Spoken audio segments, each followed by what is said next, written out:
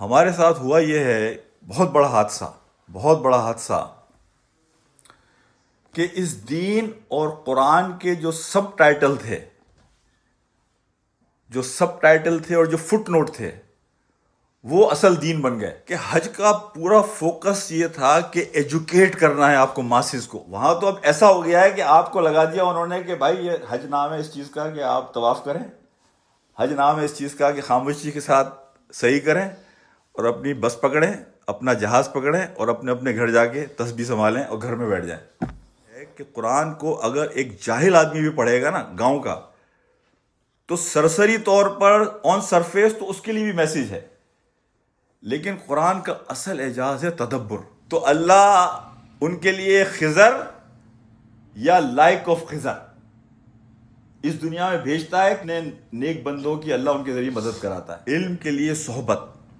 اچھا، صحبت میں آپ کو ایک بات بتاؤں کہ بعض اوقات ایسا ہوتا ہے کہ آپ صحبت میں بیٹھے ہیں اچھے لوگوں کی اور کوئی گفتگو نہیں کر رہا، لیکن وہاں بیٹھے بیٹھے جو ویوز ہیں، جو وائبریشنز ہیں، وہ جو پورا ایک ماحول ہے، جو استاد سکھانے والا ہے اس کی جو باڈی لینگویج ہے، اس سے سیکھنے والا بے شمار چیزیں سیکھتا ہے. ہمارے اخلاق کا حالت یہ ہے کہ عیسائی جو ہیں وہ مسلمانوں سے بہتر ہیں. غزہ میں جو ہوا مسلمانوں سے زیادہ اچھے تو یہ عیسائی ہیں، اور ہمارا حال یہ ہے کہ پاکستان کے اندر اگر کسی عیسائی کو مارا جاتا ہے تو کتنے مسلمان مولوی ہیں جو جا کے کھڑے ہو جاتے ہیں ان کے حق کے لیے کہ یار تم یہ ان کے ساتھ زیادتی نہیں کر سکتے، تم نے کیسے جلایا. جس کام کو جہاں میں تو آیا تھا اے نذیر، جس کام کو جہاں میں تو آیا تھا اے نذیر، خانہ خراب تجھ سے وہی کام رہ گیا. خانہ خراب تجھ سے وہی کام رہ گیا. سارے کام کیے دنیا میں، سارے کام کیے، اس کام کے لیے آیا. اللہ من الشیطان الرجیم، بسم اللہ الرحمن الرحیم. فانطلقا حتی اذا رکبا فی سفینۃ خرقها قال اخرقتها لتغرق اہلها لقد جئت شیئا امرا قال الم اقل انک لن تستطیع معی صبرا قال لا تؤاخذنی بما نسیت ولا ترہقنی من امری اسرا رب اشرح لی صدری ویسر لی امری واحلل عقدۃ من لسانی یفقہوا قولی. یہ سورہ کہف کی کچھ آیتیں ہیں، میں نے جو تلاوت کی ہیں آپ کے سامنے. قرآن کے حوالے سے ایک بات بڑی بنیادی ہمیں سمجھنے کی ہے کہ اس دین کا، قرآن کا ایک خاص پرسپیکٹو ہے. ہمارے ساتھ ہوا یہ ہے بہت بڑا حادثہ کہ اس دین اور قرآن کے جو سب ٹائٹل تھے اور جو فٹ نوٹ تھے وہ اصل دین بن گئے. یعنی معاذ اللہ میں یہ بات نہیں کہہ رہا ہوں کہ وہ حاشیے اور فٹ نوٹ اور سب ٹائٹل اہم نہیں ہیں، لیکن وہ فوکس نہیں تھے اس دین کا اور اس قرآن کا. مثال کے طور پہ میں ایک چھوٹی سی مثال آپ کو دوں کہ یہ پورا دین اب ثواب کا دین بن گیا. یہ قرآن محض ثواب کی کتاب نہیں تھی، یہ کتاب تو ایک مشن کے ساتھ آئی تھی، ایک پرپس تھا. اس مشن اور پرپس کو لے کر اس قرآن کو آگے چلنا تھا. باقی یہ ساری ضمنی چیزیں تھیں کہ آپ سورہ یاسین پڑھیں گے تو آپ کو اتنا ثواب ملے گا اور قل ہو اللہ پڑھیں گے تو آپ کو اتنا ثواب ملے گا. یہ میں نے کہا نا، یہ سب ٹائٹل تھے، یہ فٹ نوٹس تھے، یہ حاشیے تھے اس دین کے، اس قرآن کے. لیکن اب تو آپ جہاں چلے جائیں، وہ میں ایک بڑے شیخ گزرے ہیں علی شریعتی، انہوں نے ایک بات کہی. انہوں نے کہا کہ دیکھیں یہ دین اس وقت تک زندہ نہیں ہو سکتا جب تک کہ اس دین کے صحیح فوکس کو آپ دوبارہ سے ہائی لائٹ نہیں کریں گے. اس میں انہوں نے ایک مثال دی حج کی کہ حج کا پورا فوکس یہ تھا کہ ایجوکیٹ کرنا ہے آپ کو ماسز کو. دین کا جو ریئل فوکس ہے لوگوں کو ریمائنڈ کرانا ہے، لوگوں کے ایمان کو ریفریش کرانے کے بعد جب یہ پورا کراؤڈ 4 ملین کا، 6 ملین کا، 8 ملین کا اپنے اپنے گھروں پر جائے تو اس مشن کو ساتھ لے کر جائے جس مشن کو لے کر نبی کریم صلی اللہ علیہ وسلم آئے تھے. وہاں تو اب ایسا ہو گیا ہے کہ آپ کو لگا دیا انہوں نے کہ بھائی یہ حج نام ہے اس چیز کا کہ آپ طواف کریں، حج نام ہے اس چیز کا کہ خاموشی کے ساتھ صحیح کریں اور اپنی بس پکڑیں، اپنا جہاز پکڑیں اور اپنے اپنے گھر جا کے تسبیح سنبھالیں اور گھر میں بیٹھ جائیں۔ میں نے کئی مرتبہ یہ بات کہی ہے، قرآن ایک سمندر ہے، ہر آدمی اپنے ظرف کے مطابق اس قرآن سے فیض حاصل کرتا ہے، اور بخدا یعنی بڑی، آپ کسی بھی مسجد میں چلے جائیں وہاں صرف یہی بات ہو رہی ہوتی ہے کہ اس سورہ کو پڑھو گے تو اتنا ثواب ملے گا، فلانی تسبیح ختم کر لو گے تمہیں اتنا ثواب ملے گا، فلانا کام کر لو۔ میں یہ نہیں کہہ رہا ہوں یہ چیزیں اہم نہیں ہیں، کہ یہ اصل دین نہ تھا نہ ہے، بلکہ بقول ڈاکٹر اسرار صاحب کے کہ یہ چیزیں ہو سکتا ہے کہ آپ کے خلاف حجت بن جائیں اللہ کے سامنے۔ آپ کی نمازیں، آپ کی تہجد، آپ کا قرآن پڑھنا، یہ آپ کے خلاف گواہی دے کہ یہ دیکھو اس قرآن کے ساتھ انہوں نے کیا کیا تھا۔ سورہ کہف کو نبی کریم صلی اللہ علیہ وسلم نے کہا کہ ہر جمعے کو پڑھا کریں۔ اب ہمارے یہاں تو ایک تصور بن گیا کہ اللہ کے رسول نے کہا کہ بس اس کو طوطے کی طرح پڑھو۔ اصل بات یہ تھی، شاید ہم نے پہلے بھی اس سے بات کی ہوگی، 4 کہانیاں ہیں سورہ کہف کی۔ ان 4 کہانیوں میں 3 کہانیاں تو وہ ہیں کہ جس کا تعلق ہماری زندگی کے بہت اہم شعبوں سے ہے، اور اس کے بعد ایک حضرت خضر کا اور حضرت موسیٰ کا واقعہ آ گیا، چوتھی کہانی۔ اس کا تعلق زندگی میں جو اللہ کا تکوینی نظام ہے، وزڈم، ڈیوائن وزڈم، کہ اللہ سبحانہ و تعالیٰ بے شمار چیزوں کو کیوں کر رہے ہوتے ہیں جو ہمارے سمجھ میں نہیں آ رہی ہوتی، کہ مسلمانوں کے ساتھ اتنی زیادتی کیوں ہو رہی ہے، وہ فلاں بچہ جوانی میں کیوں مر گیا، اور وہ آدمی جو خراب ہے اسے اور مزید خرابی کرنے کا موقع کیوں مل رہا ہے۔ یہ جو اللہ کا تکوینی نظام ہے، یہ جو اللہ کا ڈیوائن وزڈم ہے، اس کو سمجھنے کے لیے سورہ کہف میں ایک کہانی حضرت خضر اور حضرت موسیٰ کی اللہ تعالیٰ نے وہاں پر رکھی۔ وہ کہانی کا تعلق کسی تشریعی نظام سے نہیں ہے، کسی شریعت سے نہیں ہے، اس لیے کہ مولانا مودودی رحمۃ اللہ علیہ نے لکھا کہ کسی شریعت میں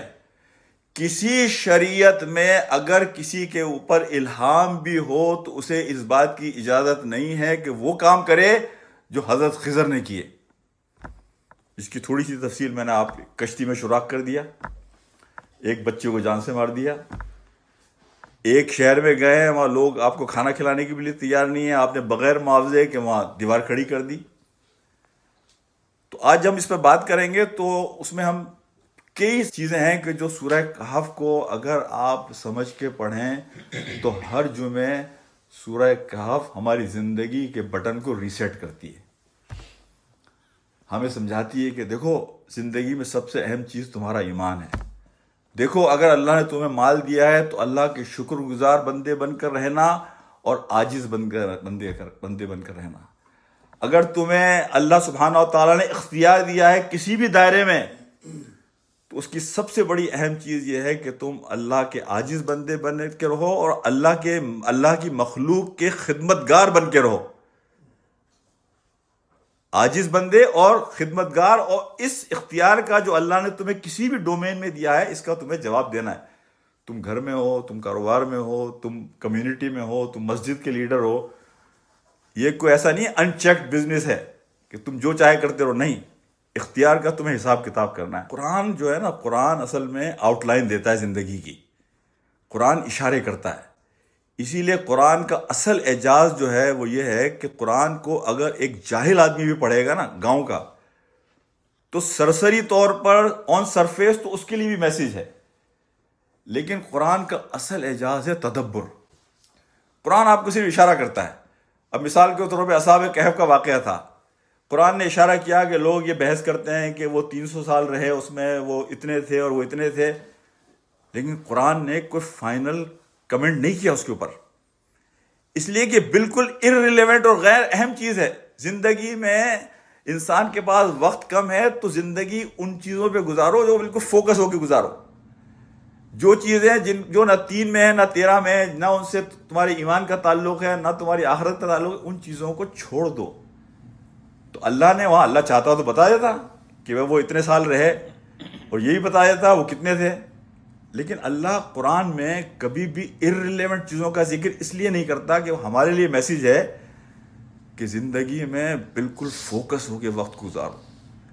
ارریلیونٹ چیزوں میں اب ہم دیکھیں، ہم زندگی میں اگر اپنے کبھی بھی کہیں بیٹھے ہوئے ڈسکشن کر رہے ہوں، گھر میں ہوں، مسجد میں ہوں، گھر کے باہر ہوں، 90% ہماری گفتگو جو ہوتی ہے وہ irrelevant ہوتی ہے. 90% گفتگو ہماری irrelevant ہوتی ہے، جس کی کوئی سر پیر نہیں ہوتا اس موضوع سے جس موضوع پر ہم گفتگو کر رہے ہیں. تو سب سے پہلا پیغام تو قرآن ہمیں یہ سکھاتا ہے کہ زندگی کو بہت فوکس ہو کے گزارنا ہے. اور پھر وہ جو 3 چیزیں میں نے آپ کے سامنے رکھی، حضرت خضر کے واقعے کو تھوڑا سا میں آج تفصیل سے رکھوں گا، اس لیے کہ یہاں میں نے جو بات رکھی ہے اس کے حساب سے. پھر قرآن ہمیں ایک بات یہ سکھاتا ہے یہاں پر کہ دیکھیں، قرآن میں 2 بادشاہوں کا ذکر ہے.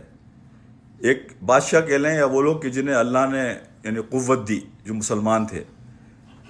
ایک ذوالقرنین کا ذکر آئے گا آگے سورہ کہف میں ہی، ایک حضرت سلیمان تھے. لیکن دونوں کا معاملہ کیا تھا؟ دونوں کا معاملہ یہ تھا کہ دونوں اللہ کے سامنے بالکل عاجز اور انکساری تھی.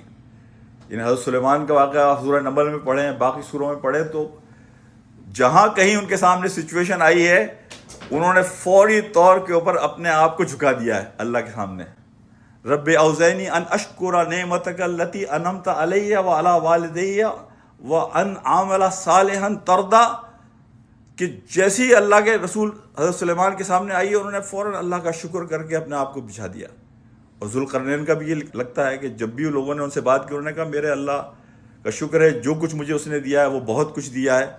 عاجزی اور شکر. اس کے مقابلے میں فرعون ہے، اس کے مقابلے میں قارون ہے، اس کے مقابلے میں حامان ہے. یعنی انہیں اللہ نے اختیار دیا تو ان کا حال کیا تھا.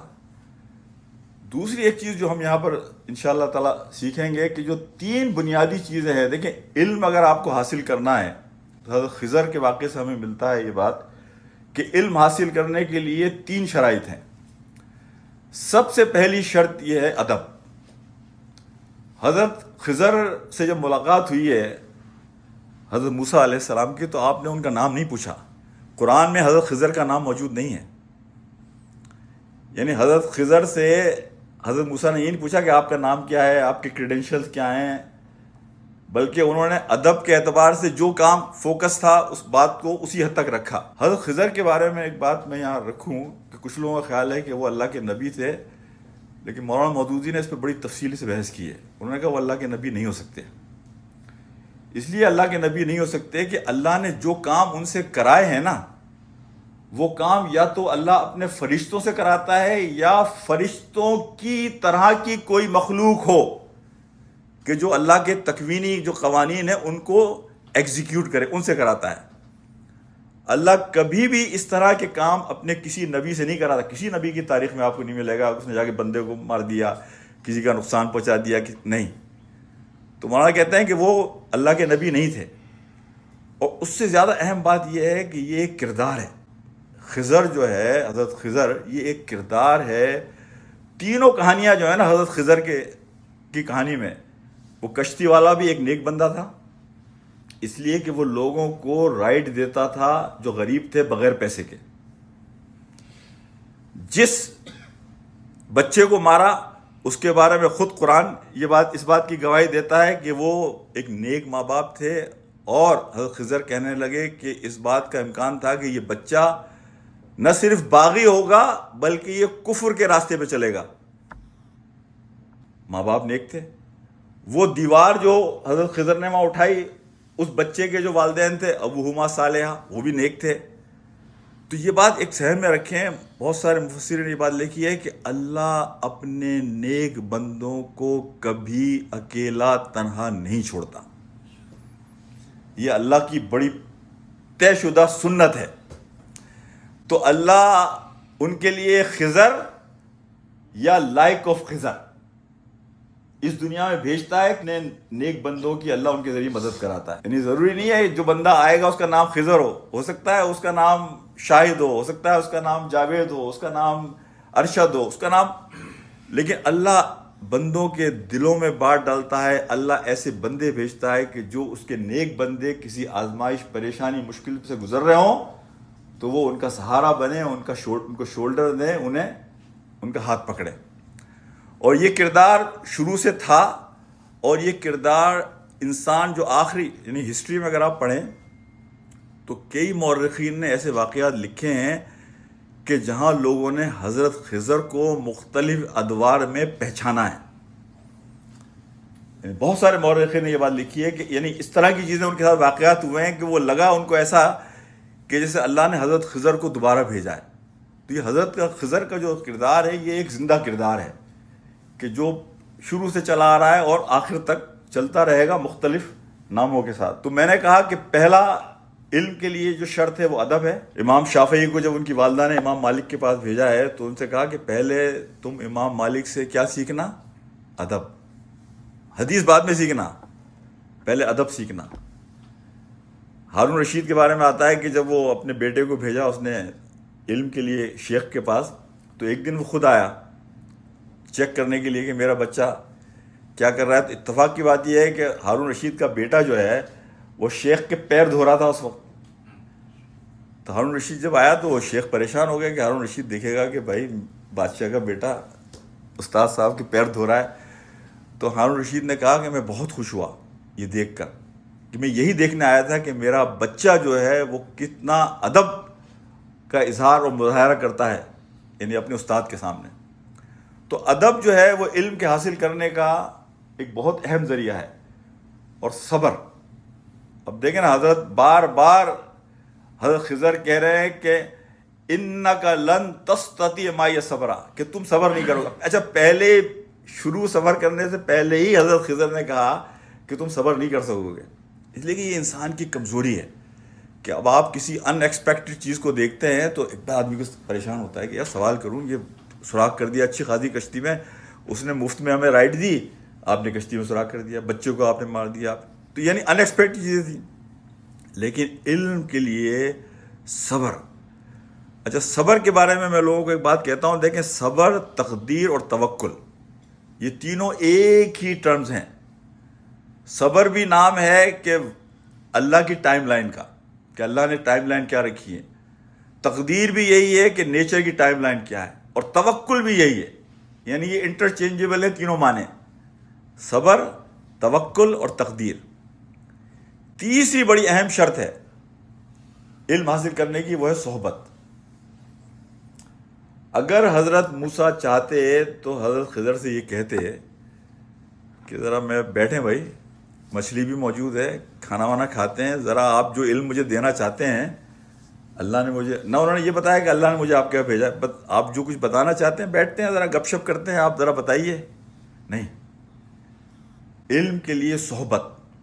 اچھا صحبت میں آپ کو ایک بات بتاؤں کہ بعض اوقات ایسا ہوتا ہے کہ آپ صحبت میں بیٹھے ہیں اچھے لوگوں کی اور کوئی گفتگو نہیں کر رہا، لیکن وہاں بیٹھے بیٹھے جو ویوز ہیں، جو وائبریشنز ہیں، وہ جو پورا ایک ماحول ہے، جو استاد سکھانے والا ہے اس کی جو باڈی لینگویج ہے، اس سے سیکھنے والا بے شمار چیزیں سیکھتا ہے. یعنی وہ ایسی چیزیں سیکھ لیتا ہے کہ جو شاید وہ کسی کتاب کو پڑھ کر نہیں سیکھ سکتا. اسی لیے آپ دیکھیں نبی پاک صلی اللہ علیہ وسلم کی صحبت میں بہت زیادہ آپ گفتگو نہیں فرماتے تھے، لوگ بہت زیادہ سوال جواب بھی نہیں کرتے تھے. لیکن آپ صلی اللہ علیہ وسلم کی محفل میں بیٹھنا ہو، ظاہر ہے آپ کی محفل تو دنیا میں سب سے اچھی محفل تھی. کسی بھی استاد کی محفل میں بیٹھنا، اس کی صحبت میں وقت گزارنا it self has lot of benefits. تو یہ تینوں چیزیں میں نے استاد کا کہ ادب، صبر اور تیسری چیز صحبت. دیکھیں اللہ کا جو تکوینی نظام ہے نا، ڈیوائن، اب آپ یہ دیکھ رہے ہیں کہ یہ جو کچھ ہم نے دیکھا، یعنی حضرت خضر نے جو تینوں چیزیں کی، اس کی انسان کے ذہن میں تو کوئی سینس نہیں بنتی نا. لیکن آپ کا بحیثیت مومن ایک چیز پہ ایمان ہونا چاہیے. اور ایمانداری کی بات یہ، جو بات میں ابھی آپ سے کرنے لگا ہوں، اگر ہم یہ ایمان واقعتاً اپنے دل میں راسخ کر لیں تو میرے خیال سے ہم سے زیادہ سکون میں کوئی اور انسان ہو نہیں سکتا. سب سے پہلی چیز تو ہمارا یہ ایمان کہ اللہ سمیع و بصیر ہے، اللہ کے علم میں ہے، اللہ سب کچھ دیکھ رہا ہے. اور اللہ عزیز ہے، یعنی اس کے پاس قوت بھی ہے. اور اللہ حکیم ہے، یعنی وہ ساری حکمتوں کو بھی جانتا ہے کہ شاہد رفیق کے لیے اس وقت کیا بہتر ہے، باقی ساتھی کے لیے کیا بہتر ہے. لیکن آج میں آپ کے ساتھ ایک اور اللہ کی صفت بیان کروں گا. یعنی یہ چیزیں تو ہے نا، سمیع ہے، بصیر ہے، عزیز ہے، حکیم ہے. ایک اللہ کی صفت ہے الجبار.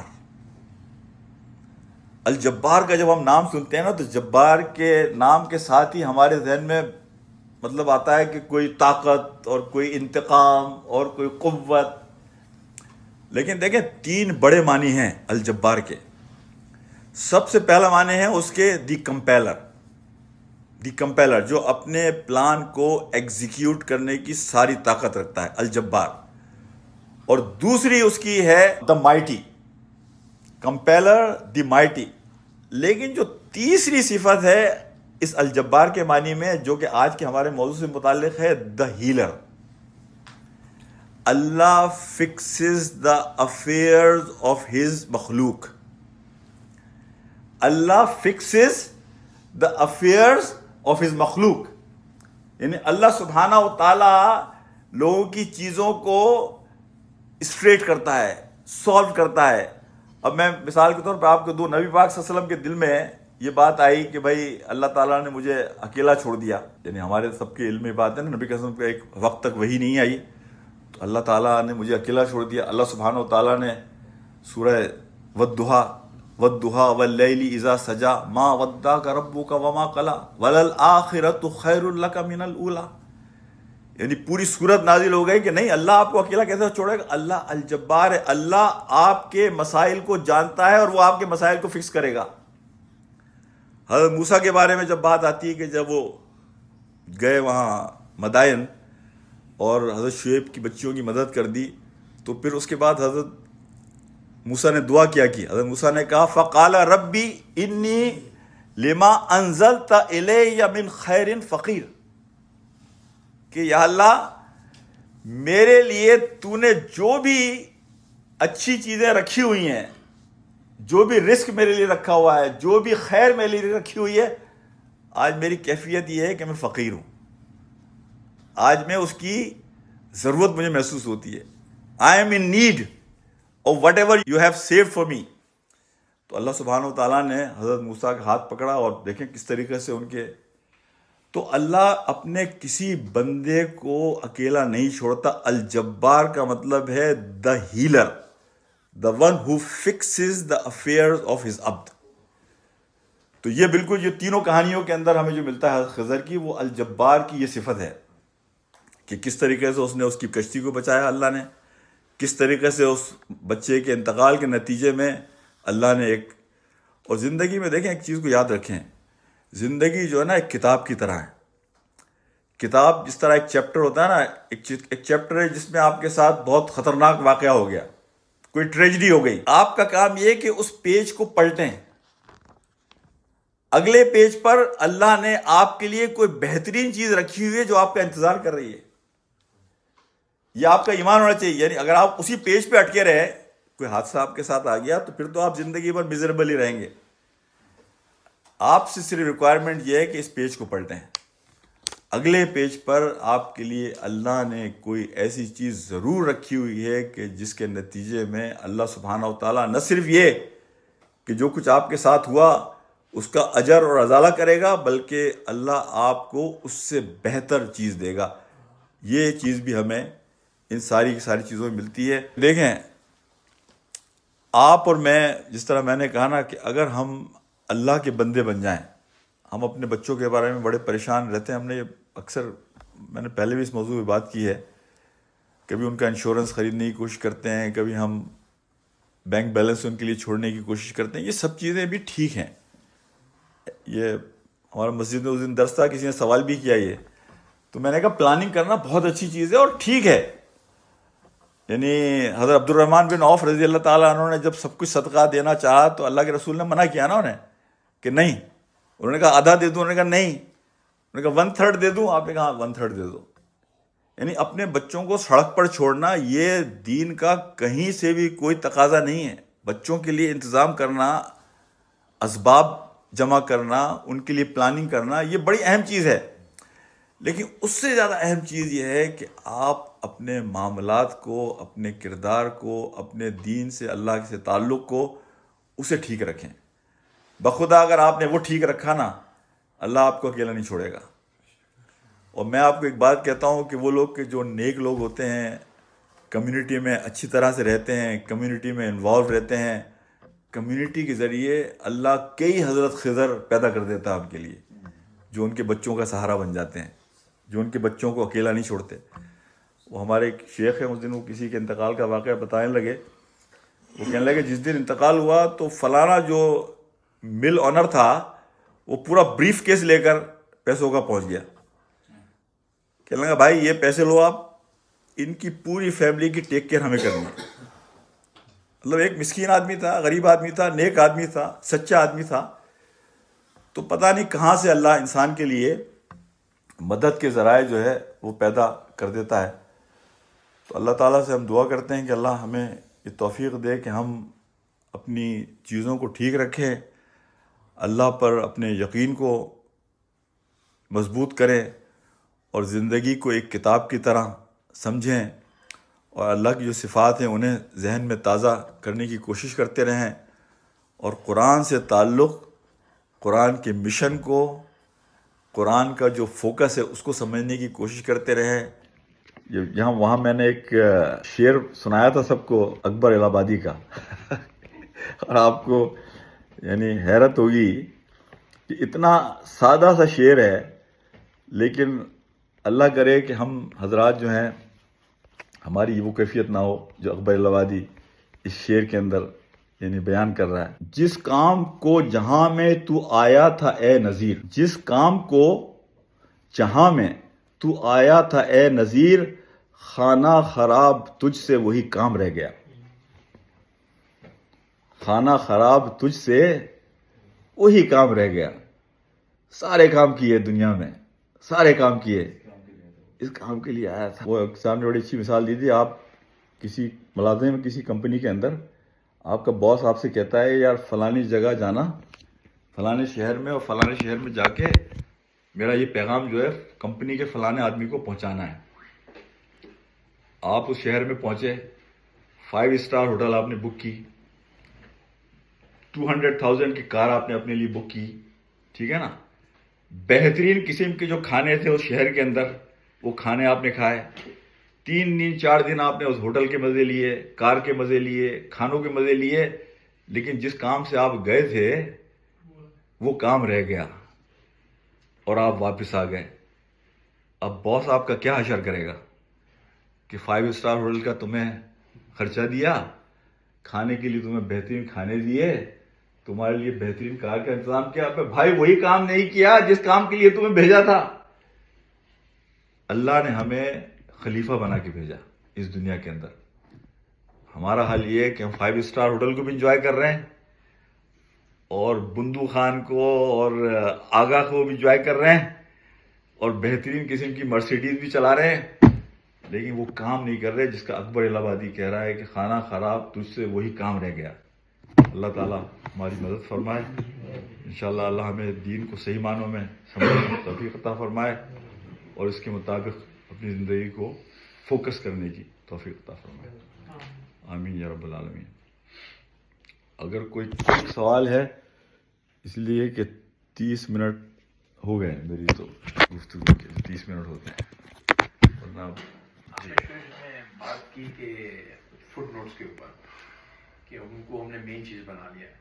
So as a develop advocate میں بات کرنے کی کوشش کر رہا ہوں کہ کیا وہ چیز آج کل جس طرح دنیا چل رہی ہے کہ جب نمبر پتہ لگتا ہے تو پھر ہم اس کے آگے بڑھتے ہیں، تو یہ پتہ لگے جی کہ ہاں جی اس آیت پڑھنے کے اتنا ثواب ہے یا یہ کام کرنے کا اتنا ثواب ہے، تو ایک قسم کا کیا یہ ہمارے عالموں نے ان کو انٹائز کرنے کے لیے نہیں یہ چیز کو تھوڑا سا پروموٹ کیا ہوگا؟ نہیں، بالکل آپ پورا اس کا جو فوکس ہے نا، میں نے کہا نا جس چیز کی جتنی حیثیت ہے اس کی اتنی حیثیت بیان کی جائے۔ اصل چیز کے ساتھ اگر آپ نے سب ٹائٹل اور فٹ نوٹ بھی بتا دیا تو کوئی حرج نہیں ہے، لیکن اگر اصل چیز ہی آپ نے نہیں بتائی اور لوگوں کو آپ نے اسی میں گم کر دیا تو میں یہ کہتا ہوں یہ آپ بہت بڑی زیادتی کر رہے ہیں لوگوں کے ساتھ۔ یعنی میں کسی جماعت کا نام نہیں لیتا ہوں، لیکن کچھ لوگ ایسے ہیں نا جو نکلتے ہیں اور ادھر جا رہے ہیں، دروازے کھٹکھٹا رہے ہیں۔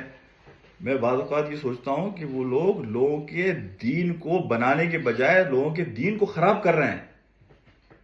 شیطان کا ایک بہت بڑا حرکت شیطان کی ہوتی ہے کہ اگر وہ جب کسی سے مایوس ہو جائے نا کہ بھائی یہ بندہ میرے ہاتھ قابو نہیں آئے گا، تو پھر وہ دین کی چھوٹی چھوٹی چیزوں میں اس کو مصروف کر دیتا ہے.